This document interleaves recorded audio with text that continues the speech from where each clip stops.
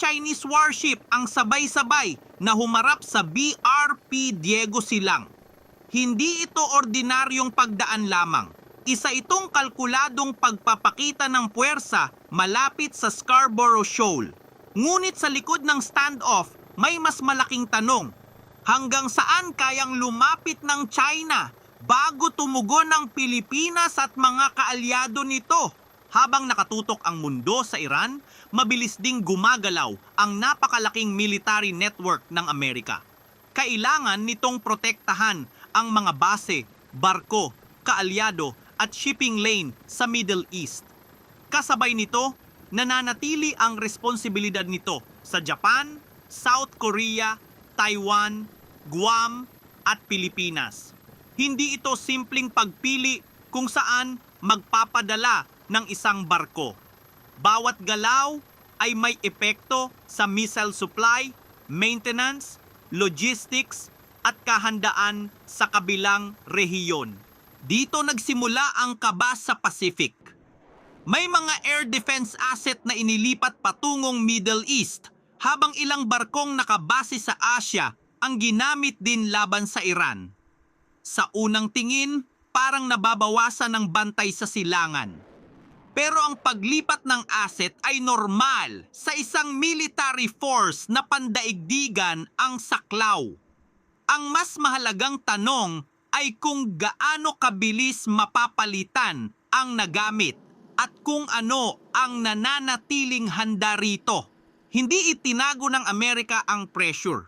Sa halip, ipinakita ng operasyon kung gaano kalawak ang kaya nitong abutin at kung gaano karaming interceptor ang kailangan laban sa tuloy-tuloy na missile threat. Malakas ang performance ng mga American systems, pero bawat matagumpay na interception ay gumagamit ng munisyon na kailangang palitan. Doon lumitaw ang tunay na problema. Hindi nawawala ang kapangyarihan ng Amerika, pero sinusubok ang bilis ng industrial base nito.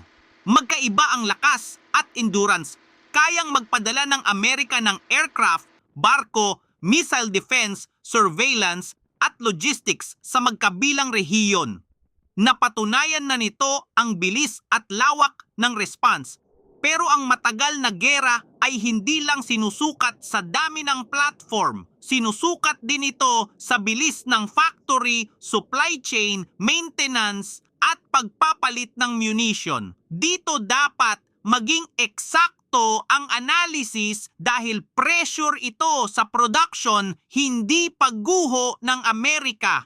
Sa unang 36 hours ng operasyon, tinatayang higit 300 Patriot at iba pang interceptor ang ginamit ng American Defense System.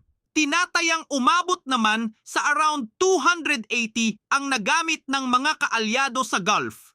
Malaking numero ito, pero hindi ibig sabihin na naubos ang depensa ng Amerika. Ipinapakita nito kung gaano kabilis kumonsumo ng high-end munition ang modernong gera at kung bakit kailangang pabilisin ang production. May isa pang pressure na matagal nang umiiral bago pa lumawak ang gera sa Iran. Tinatayang nasa around $32 billion ang backlog ng mga armas na ibinibenta at ide-deliver ng Amerika sa Taiwan. Kasama rito ang Coastal Defense System, Air Defense Interceptor at drone. Hindi ito simpleng cash assistance, kundi foreign military sales na naghihintay ng production at delivery. Ibig sabihin, ang bottleneck ay hindi pangako lamang kundi bilis ng paggawa. May mga high-end munitions na nangangailangan ng 2 to 4 years bago makumpleto, depende sa system. Kaya ang tunay na risk sa Pacific ay hindi biglang pagkawala ng Amerika.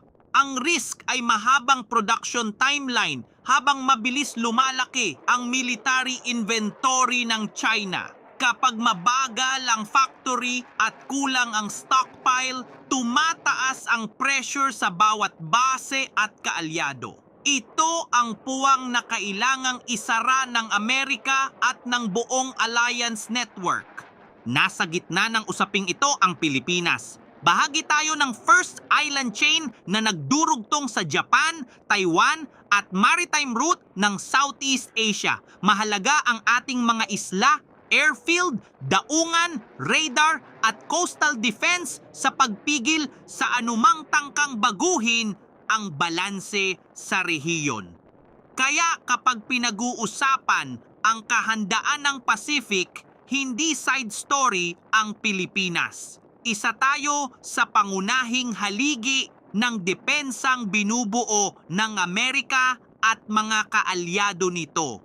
Ngunit hindi dapat umasa ang Pilipinas na ibang bansa ang gagawa ng lahat. May sarili tayong responsibilidad na pabilisin ang AFP modernization, ayusin ang base infrastructure, dagdagan ang coastal awareness at palakasin ang local sustainment. Mas kapaki-pakinabang tayo sa alliance kapag kaya nating mag-detect, mag-coordinate at magpatuloy kahit may pressure sa supply. Hindi pagiging mahina ang pagtanggap ng suporta. Ang tunay na partnership ay dalawang bansang parehong may ambag sa iisang depensa. At dito nagbago ang buong larawan. Pagkatapos magsimula ang malaking operasyon laban sa Iran, ang unang tawag ng senior Pentagon policy official ay hindi sa isang bansang malayo sa China. Ang una niyang tinawagan ay ang Defense Secretary ng Pilipinas. Kasunod nito, malinaw niyang sinabi na nananatiling laser-focused ang Amerika sa First Island Chain. Sa gitna ng pressure sa Middle East, Pilipinas agad ang nasa strategic conversation ng Washington. Pagkatapos ng mga tanong tungkol sa paghina ng bantay, dumating ang sagot sa mismong lupa at dagat ng Pilipinas. Mahigit 17,000 military personnel ang sumali sa pinakamalawak na balikatan exercise hanggang ngayon. Hindi ito maliit na ceremonial drill.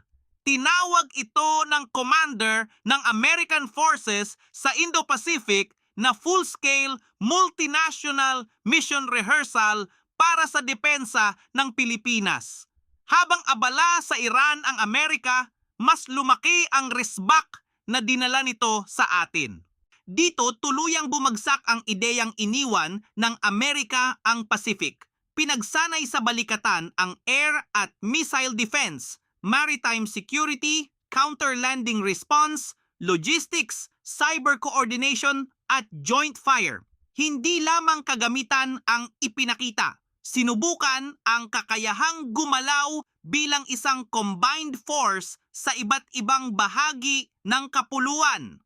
Ang sagot ng Amerika sa pressure ay hindi pagtalikod kundi mas malawak na paghahanda kasama ang Pilipinas. Mas mahalaga pa, hindi na dalawang bansa lamang ang gumagalaw. Kasama sa malaking exercise ang Australia, Japan, Canada, France at New Zealand. Nagkaroon ng multinational training sa himpapawid, lupa, dagat, logistics at maritime strike. Ito ang strategic advantage na mahirap tumbasan ng China. Maaring maraming barko at missile ang Beijing, pero ang Amerika ay may network ng mga bansang kayang magsanay, mag-coordinate at kumilos bilang magkakampi. Hindi ibig sabihin nito na wala nang kailangang ayusin. Limitado pa rin ang paggamit sa ilang EDCA sites dahil sa land at project delays. May infrastructure na kailangang matapos, access na kailangang linawin, at logistics na kailangang pabilisin. Ito ang bahaging hawak ng Pilipinas. Kung mabagal ang local execution, hindi magagamit ng buo ang advantage ng alliance. Ang pressure mula Iran ay warning na hindi pwedeng mabagal ang paghahanda rito. Kaya malinaw ang kailangang direksyon. Kailangang pabilisin ng Amerika ang missile production, palakihin ang stockpile at protektahan ang logistics nito sa Pacific. kailangang tapusin naman ng Pilipinas ang critical infrastructure, palakasin ang sariling surveillance, at gawing mas mabilis ang coordination sa mga kaalyado. Hindi kailangan kopyahin ang buong military ng Amerika. Kailangan nating punan ang mga kakayahang mahalaga sa ating isla at karagatan, habang ang alliance ang nagbibigay ng mas malawak na deterrence. Kapag tumitingin ang China sa Pacific, hindi lamang American ship o Philippine base ang nakikita nito. Nakikita nito ang magkakaugnay na radar, exercise, defense agreement, logistics route at security partnership mula Japan hanggang Pilipinas. Iyan ang dahilan kung bakit mahalaga ang alliance network. Hindi nito kailangang pantayan ang China sa bawat barko at missile. Kailangan lamang nitong gawing mas mahal, mas mabagal at mas mapanganib ang anumang pagtatangkang gumamit ng puwersa. Kaya sino ang bumabantay sa Pacific habang abala ang Amerika sa Iran? Ang sagot ay hindi isang barko, isang base o isang bansa. Ang bantay ay isang network na pinangungunahan ng Amerika at pinatitibay ng Pilipinas, Japan, Australia at iba pang partner. May production problem na kailangang ayusin, pero hindi yon katumbas ng pagkawala ng deterrence. Sa halip, pinatunayan ng pressure kung bakit mas mahalaga ang magkakamping kumikilos ng sabay. Ito ang pinakamahalagang lesson mula sa Iran. Kahit ang pinakamalakas na military ay kailangang magkaroon ng sapat na production, stockpile at partner para tumagal sa maraming krisis. Nakita ng Amerika ang pressure at sinimulan nitong palakasin ang industrial response. Nakita rin ng Pilipinas na hindi sapat ang treaty sa papel lamang. Kailangang may handang base, trained force, malinaw na coordination at sariling kakayahang manatiling matatag bago dumating ang tunay na pagsubok. Hindi iniwan ng Amerika ang Pilipinas. Sa gitna ng malaking operasyon sa Middle East, una tayong kinausap, nanatili tayong sentro ng First Island Chain at dito isinagawa ang pinakamalawak na multinational rehearsal para sa ating depensa. Ngunit hindi rin tayo dapat manatiling tagahintay. Ang Pilipinas ngayon ay kaalyadong may sariling hukbo, sariling posisyon at lumalaking kakayahan. Kapag tumibay ang Amerika at Pilipinas nang magkasama, walang bakanting pinto sa Pacific. Mag-like at mag-subscribe at panoorin ang mga video na nasa screen ngayon.